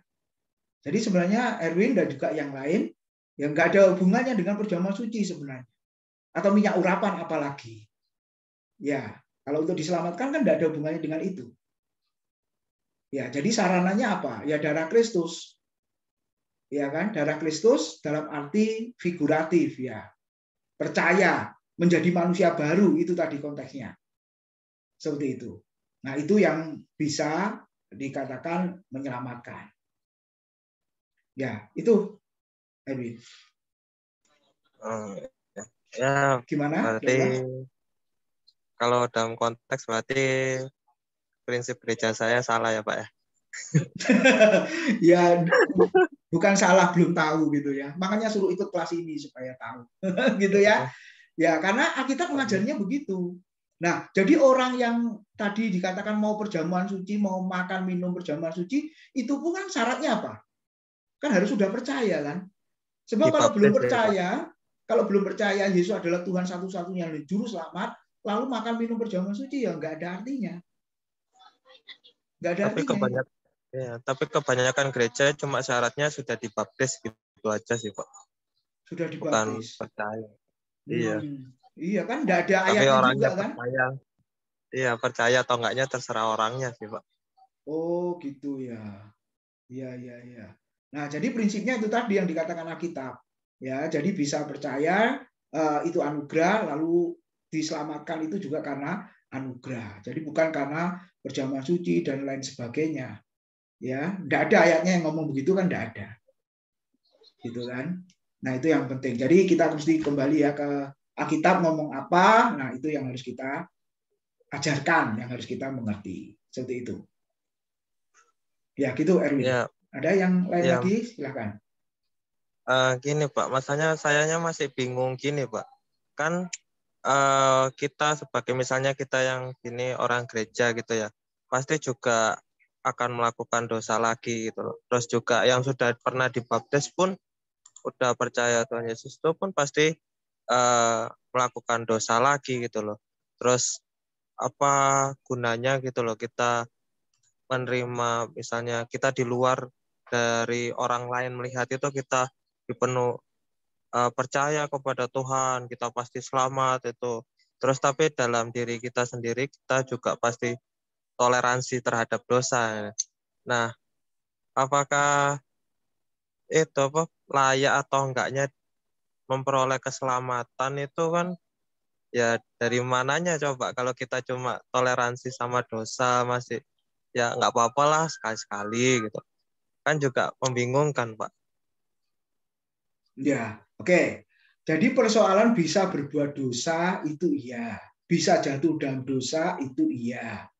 Makanya ada Roh Kudus yang memampukan kita untuk melawan dosa, untuk kuat menahan godaan dosa. Kan seperti itu. Makanya tadi kurang pas disebut lagi. Lagi itu kan artinya terus-menerus ya. Nah, kalau terus-menerus sesuai 1 Yohanes pasal 3 ayat 9 belum menjadi manusia baru. Kan belum jadi orang Kristen itu kalau begitu, belum jadi manusia baru. Karena 1 Yohanes pasal 3 ayat 9 mengatakan apa? Dia yang lahir dari Allah tidak dapat berbuat dosa lagi. Nah, jadi ada kata lagi itu terus-menerus. Ya, tidak bisa berbuat dosa lagi karena ada benih ilahi yang ditanamkan di dalam dia. Nah, itu yang harus diingat ya. Nah, persoalan kita bisa jatuh ke dalam dosa memang iya, tapi jangan sengaja berbuat dosa, kan begitu. Ya, pasti akan sadarlah orang yang seperti ini. Kalau dia sudah benar-benar mengalami kelahiran baru, menjadi manusia baru, dan itu tahu itu dosa, itu salah, pasti tidak akan sengaja melakukannya. Itu Erwin. Jadi jangan sampai bingung lagi. Nah, kalau sengaja terus-menerus melakukan dosa, ya kita pertanyakan, jangan-jangan belum jadi manusia baru. Kristen mungkin iya, karena KTP-nya tertulis agamanya Kristen. Tapi sudah menjadi manusia baru, sudah apa belum? Nah, itu yang penting. Ya, gitu, Erwin. Ya, makasih Pak. Ya, oke. Pak Ambang mau menambah atau yang lain? Silakan, saudara.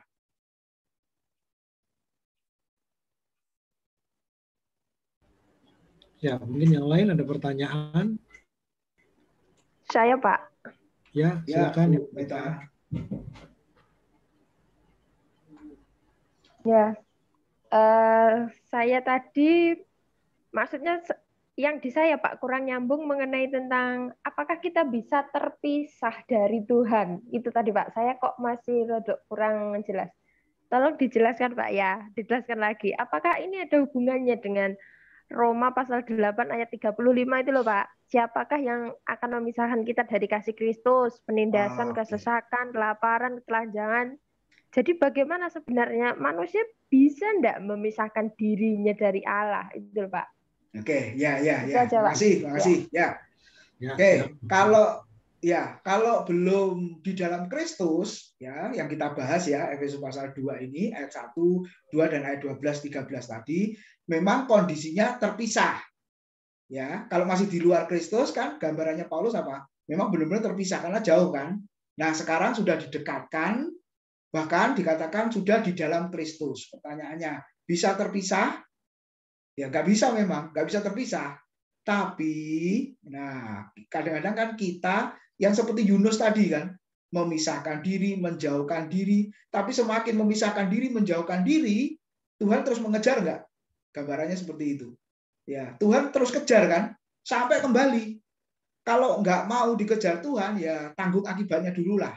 Nah, tapi sebenarnya Tuhan juga ada di sana. Apa mau seperti Yunus? Mungkin kita bukan ikan besar yang menangkap ya, yang makan kita, saudara ya. Mungkin yang besar yang lain lagi, apalah nggak tahu. Ya, tapi yang jelas kalau sudah di dalam Tuhan, ya Tuhan memang melindungi itu, ya saudara-saudara ya. Bisa terpisah, sudah nggak bisa terpisah lagi, ya kan? Sudah nggak bisa terpisah. Kitanya yang kadang berusaha memisahkan diri, tapi kenyataannya tetap nggak terpisah. Tuhan tetap kejar dan akhirnya orang itu suatu saat pasti kembali. Itu Bu Meta. Jelas ya? Jadi sudah beda antara dulu dengan sekarang, udah beda. Ya Pak, jadi ini arti yang terpisah, ini berarti arti yang seperti apa Pak ya? Kan maunya terpisah, tapi ternyata kan masih tetap terus bersama. Jadi ini yang dikatakan yang terpisah dari Allah itu berarti ataukah memang yang bukan miliknya Allah, atau yang terpisah ini atau yang seperti Yunus, atau yang bagaimana Pak? Bu Meta pernah mengalami terpisah nggak? Pernah mengalami terpisah enggak? Atau perasaan terpisah? Nah, ini mungkin. Perasaan terpisah. Ya. Kalau bicara perasaan, pernah Pak? Perasaan saya loh Pak ya. Perasaan loh Pak. Ya. Jadi itu seperti Daud ya, di Mazmur 22 itu kan. Allahku, Allahku, mengapa engkau meninggalkan aku? Ya, artinya kan terpisah toh. Ya, yang itu nantinya dipakai oleh Yesus di atas kayu salib itu Eloi, Eloi lama sabachthani. Ternyata Mazmur 22 kalau Ibu Meta baca itu hanya perasaan Daud terpisah dari Allah gara-garanya apa? Doanya nggak dikabulkan. Padahal orang Israel di padang gurun 40 tahun berdoa, Tuhan kabulkan. Nah, dianya sendiri ketika berdoa tidak dikabulkan. Makanya dia berkata, Allahku, Allahku, mengapa engkau meninggalkan aku? Nah, itu perasaan Daud ketika doa tidak dikabulkan, seolah-olah Allah meninggalkan. Nah, sama ya. Kita orang Kristen juga kalau berdoa nggak dikabulkan, kan seolah-olah Allah itu jauh. Allah meninggalkan kita, Allah nggak peduli, Allah nggak campur tangan, Allah nggak menjawab. Kan seperti itu. Padahal kalau mau jujur, benarkah Allah pernah meninggalkan kita? Hanya Yesus saja yang pernah ditinggalkan oleh Allah. Ketika dia berseru Eloi, Eloi lama sabachthani. Karena Ibrani pasal 13 ayat 8 di situ, aku sekali-kali tidak akan membiarkan engkau, aku sekali-kali tidak akan meninggalkan engkau. Jadi Tuhan itu nggak pernah meninggalkan kita. Kita yang sering dan banyak meninggalkan Tuhan atau menjauhi Tuhan, kan begitu. Jadi hanya Yesus saja yang pernah ditinggalkan Allah. Karena ingat pengakuan iman rasuli yang Bu Meta juga ya lakukan di gerejanya kan, ya dia ditinggalkan Allah, artinya di situ adalah turun ke dalam kerajaan maut kan di situ. Jadi hanya Yesus saja yang pernah ditinggalkan Allah. Kita nggak pernah ditinggalkan Allah. Hanya perasaan kita yang ditinggalkan Allah ketika kita berdoa tidak dikabulkan dan lain sebagainya. Itu. Jadi kalau kondisinya sudah di dalam Kristus, itu yang terjadi. Kalau di luar Kristus ya benar-benar terpisah untuk selamanya. Kalau kita belajar tentang neraka ya itu benar-benar terpisah dari Allah kan gitu. Oke, semoga bisa menjawab ya.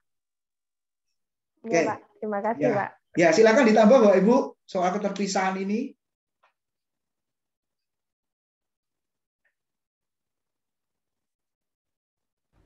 Ya, mari Bapak Ibu silakan. Ya, ini kuliahnya eksposisi teologi PB, teologi PL, soteriologi, macam-macam ini.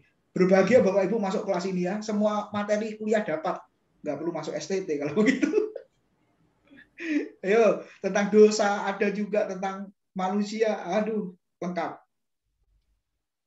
Silakan. Silakan. Mari Bu Sri. Sinyal oke.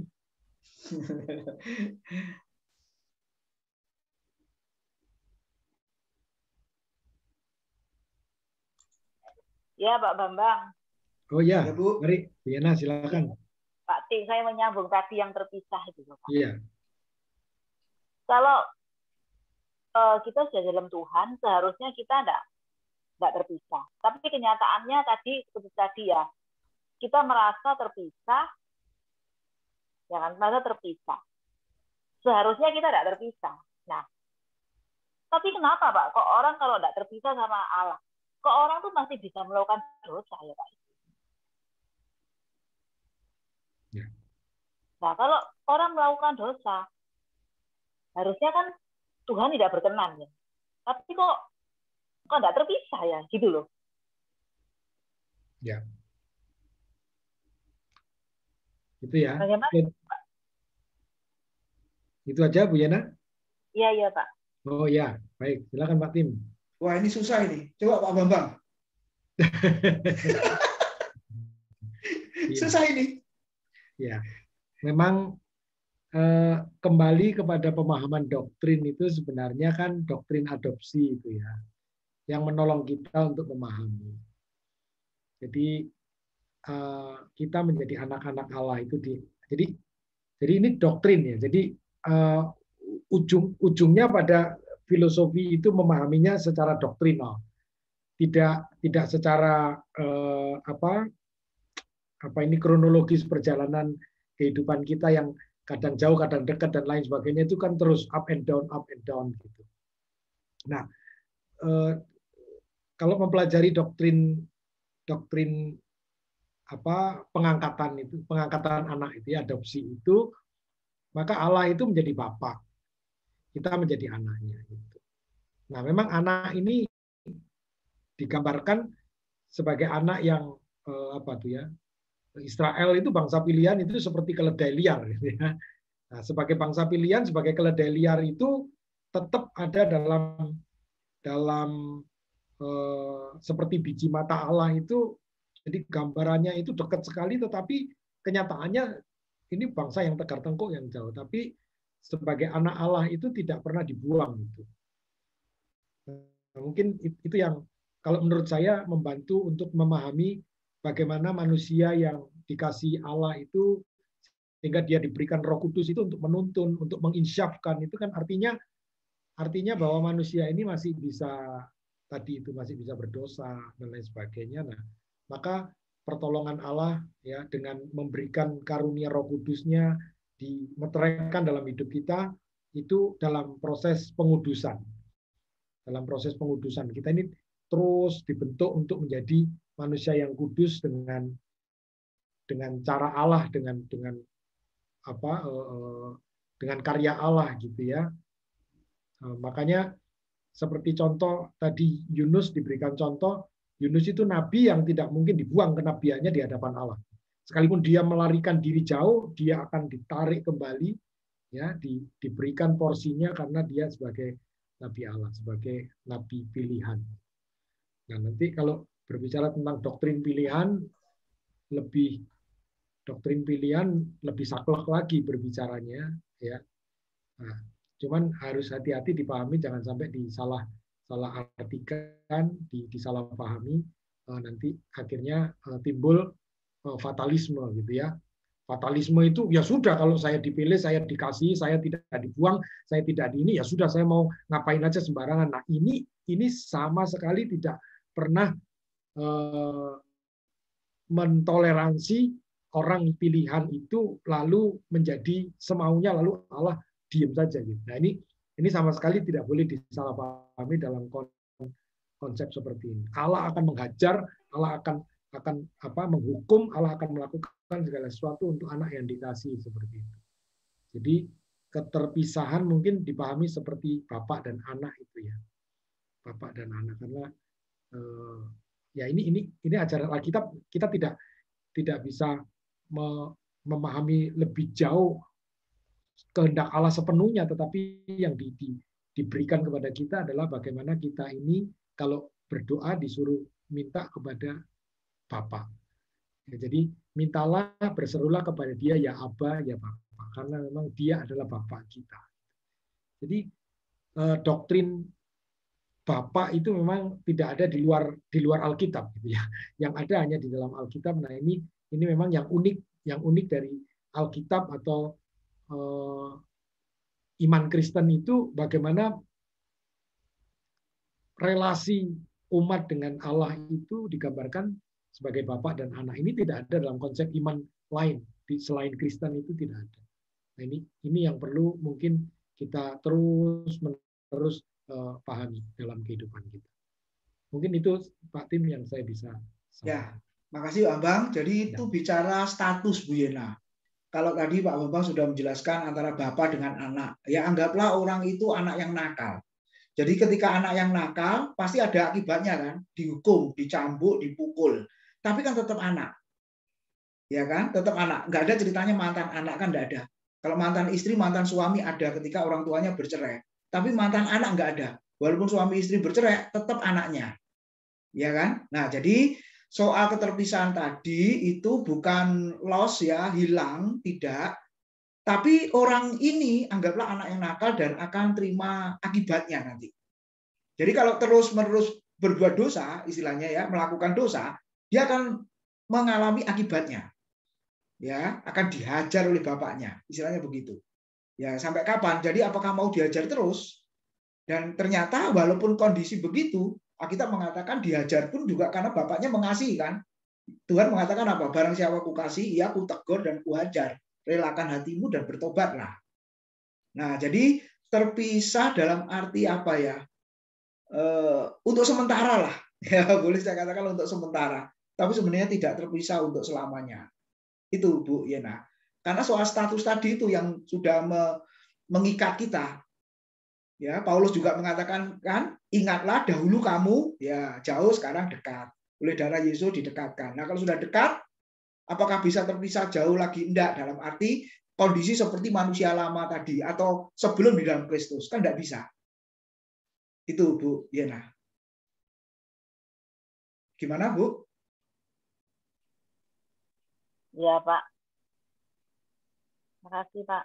Ya, makasih. Masih ada Bapak Ibu, silakan.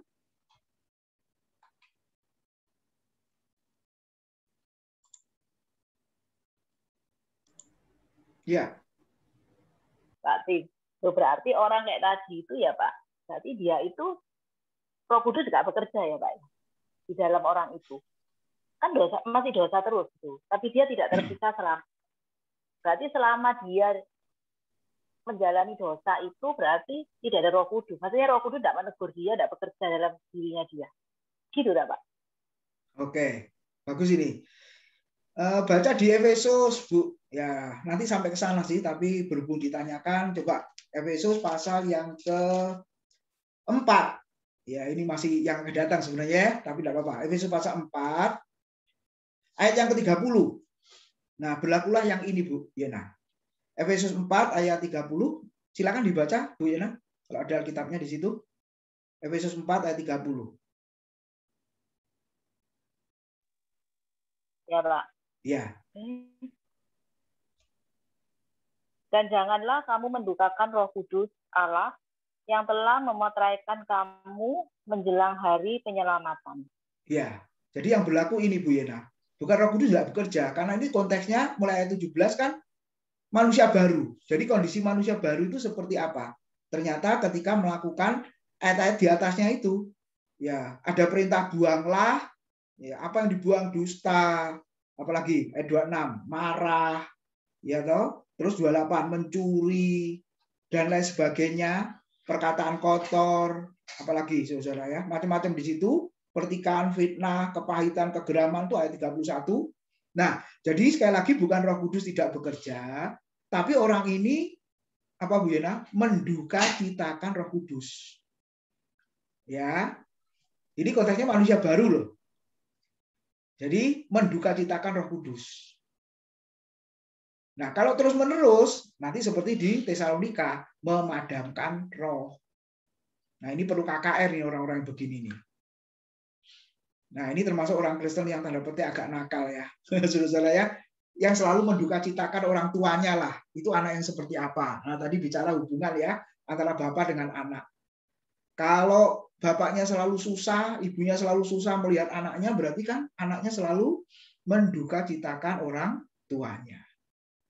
Nah, ada orang Kristen yang model begitu kan, hamba Tuhan model begitu. Nah, itu Bu Yena. Jadi kategorinya menduka citakan Roh Kudus. Ya, itu, Pak. Bu. Oke, Pak. Jelas, Pak. Ya, seperti itu. Oke, makanya Paulus mengatakan jangan menduka citakan Roh Kudus. Gitu loh. Nah, itu perintah itu. Oke, terima kasih. Yang lain silakan.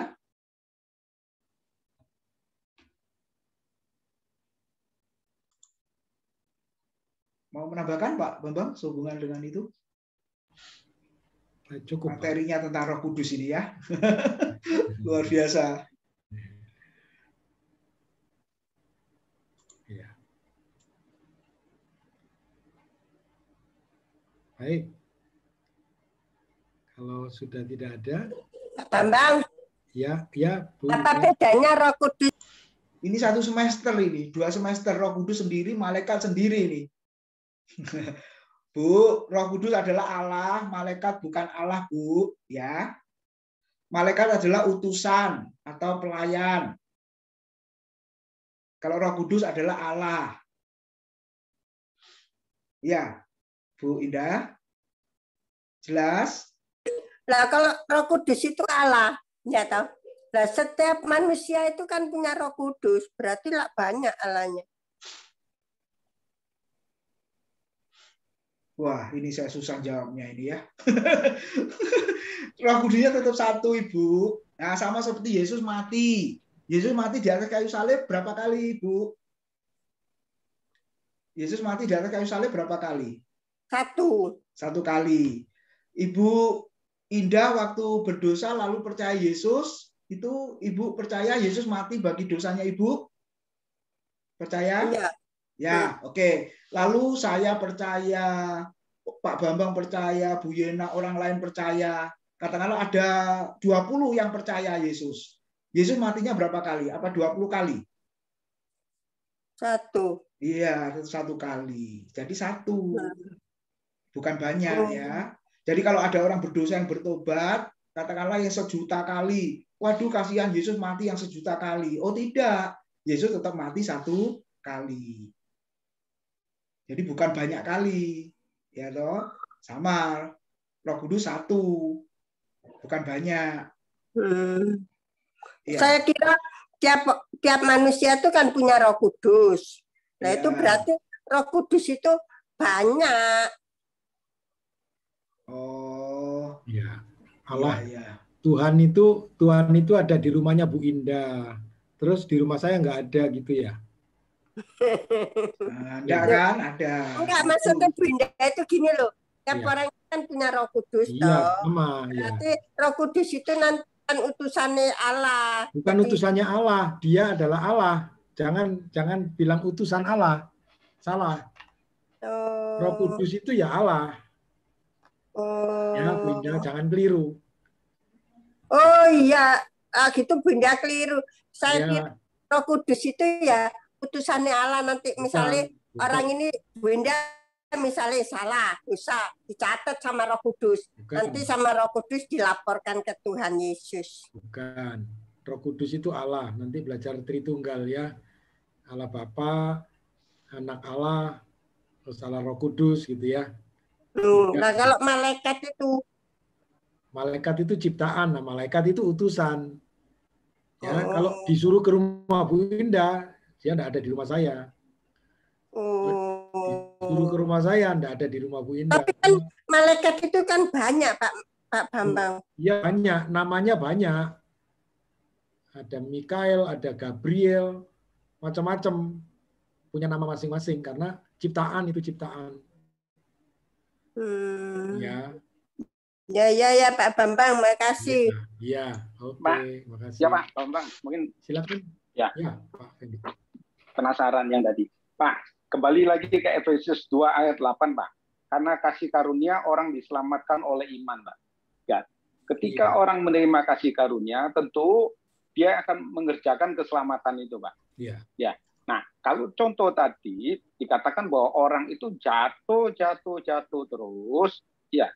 Nah, itu hati nurani aja sudah tidak mempan, Pak. Apalagi hati roh kudus, ya, Pak. Hati nuraninya aja sudah tidak berfungsi, ya, Pak, ya. Orang gini, apa dia mempunyai kasih karunia? Ya. Ya, silakan Pak Tim. Apa pendapat saya? Oke, itu seperti Efesus pasal 2 1 sampai 3, Pak. Jadi itu masih apa? Kamu dahulu telah mati terhadap dosa dan kesalahanmu. Jadi belum di dalam kasih karunia, itu masih di luar kasih karunia. Gitu kan?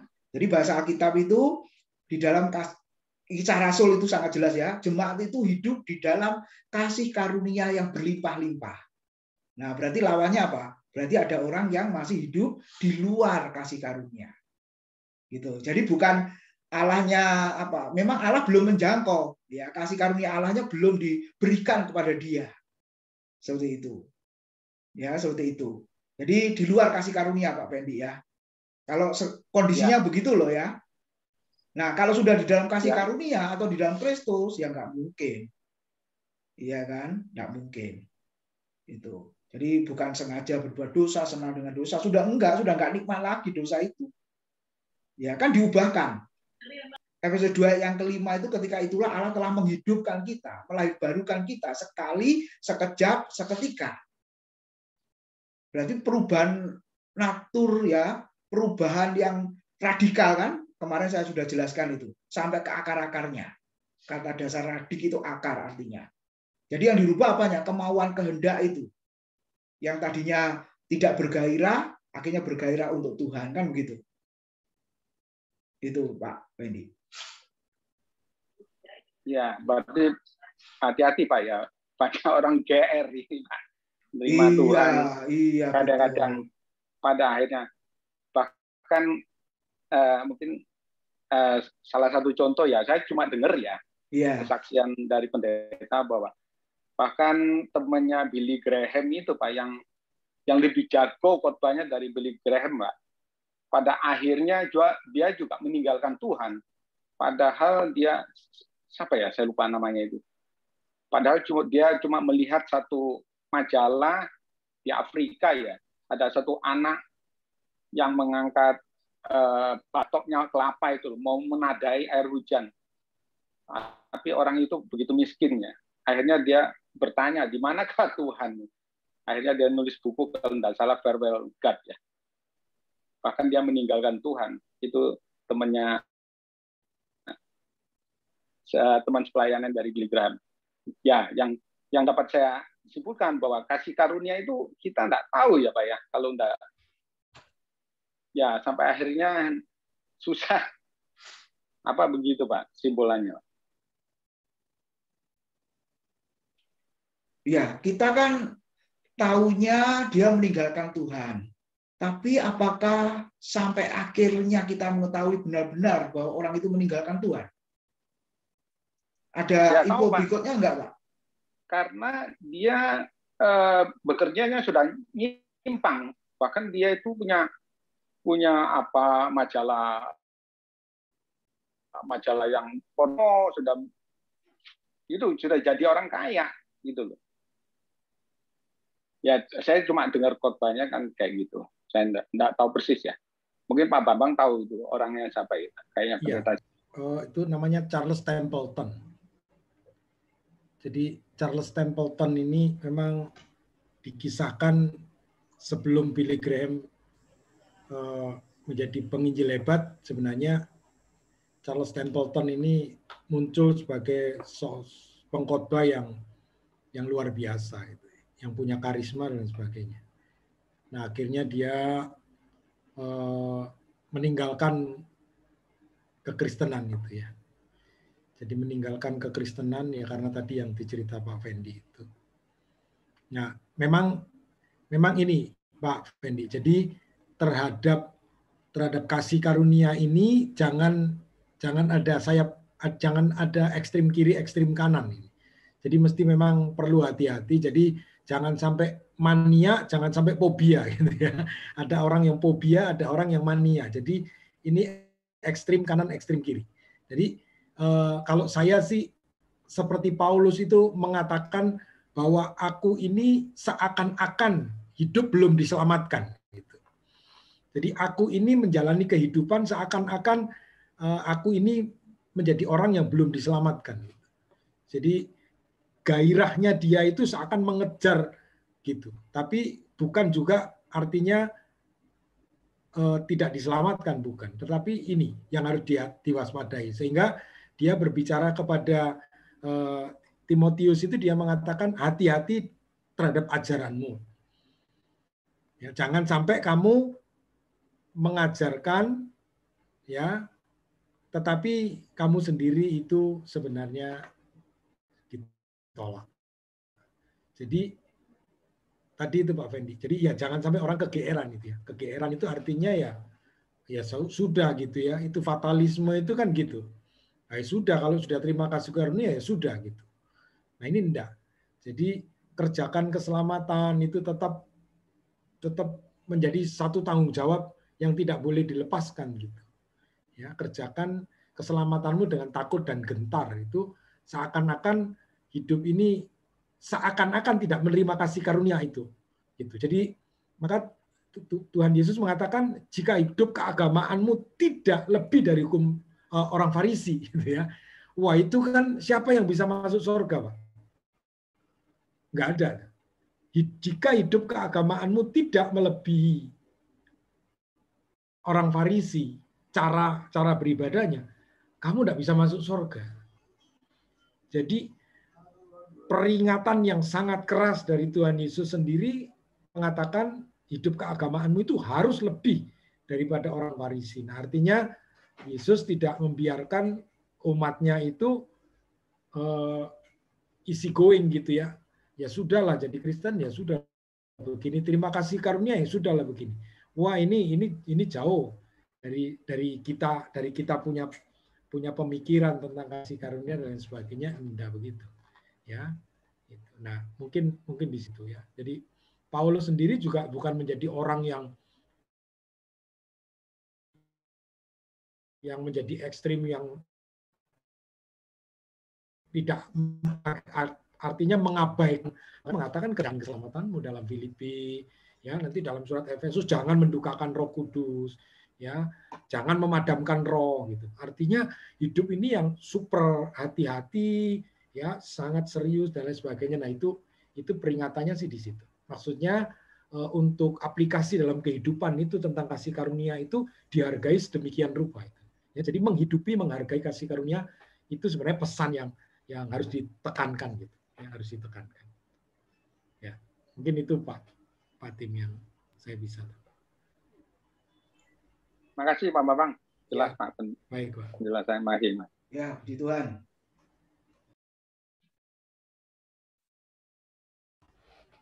Baik, kalau masih ada silakan Bu Sri. Permisi Pak. Ya. Saya mau menyambung itu tadi Pak, yang berhubungan dengan kerjakanlah keselamatanmu dengan takut dan gentar itu tadi Pak. Iya. Itu di ayat selanjutnya kan dikatakan bahwa Allah lah yang mengerjakan semuanya itu di dalam kamu. Iya. Terus kemudian saya melihat di terjemahan bahasa Inggrisnya, ini dikatakan bahwa kerjakanlah keselamatanmu itu dengan digunakan kata work out. Iya. Kan yang Allah yang mengerjakan semuanya di dalam kamu itu diterjemah di dalam bahasa Inggrisnya diterjemahkan dengan work in. Nah, bukankah itu artinya begini Pak? Kita bisa work out itu karena Allah sudah work in di dalam diri kita. Iya. Jadi kembali lagi kan Pak, sebenarnya itu yang mengerjakan Allah. Nah, karena Allah sudah bekerja di dalam diri kita, maka kita bisa work out. Artinya mengerjakan untuk menyatakan itu loh Pak. Ya, ya, ya. Ya, betul. Betul. Nah, itu Pak. Ya, ya. Oke, thank you. Nah, kadang ini kan digunakan oleh mereka saya tidak akan menyebutkan karena kita pasti sudah tahu bahwa mereka yang menggunakan ayat ini untuk pemacu semangat katanya, itu mengatakan bahwa keselamatan itu bisa hilang jika tidak dikerjakan, kan begitu Pak, akhirnya mereka kan mengatakan begitu. Nah, ini bagaimana Pak? Karena menurut pemahaman saya yaitu tadi Pak, kita work out karena Allah sudah work in di dalam diri kita itu. Ya. Ya, oke. Jadi Filipi, Bu Sri nggak hadir, sudah lewat pembahasan. Waduh, itu sudah didiskusikan. Lihat YouTube-nya aja, Bu. Lihat ya. YouTube-nya nanti ya. Oke, Pak. Sudah dibahas panjang lebar oleh Pak Bambang itu. Ya, makasih Pak. Ya. Ya. Oke, terima kasih. Benar, Bu Sri, benar ya. Ya. Oke. Bapak Ibu, sudah tidak ada lagi. Ya, kita akan akhiri kelas kita. Terima kasih untuk partisipasi semua, perhatian Bapak Ibu untuk tetap mengikuti ya, mensupport pelayanan kita di dalam eksposisi di tiap hari Selasa. Kiranya Tuhan memberkati kita semua ya, kita tetap mau rendah hati untuk belajar. Kita mau menyediakan waktu untuk menambah hal-hal yang mungkin perlu memperlengkapi ya pengetahuan kita supaya kita dapat terus maju di dalam pelayanan kita, di dalam mengaplikasikan kebenaran yang kita pahami dalam kehidupan kita. Baik, terima kasih untuk kehadirannya malam hari ini. Saya minta tolong dengan hormat Pak Karjo bisa tutup dalam doa, Pak Karjo. Pak Karjo bisa minta tolong tutup dalam doa.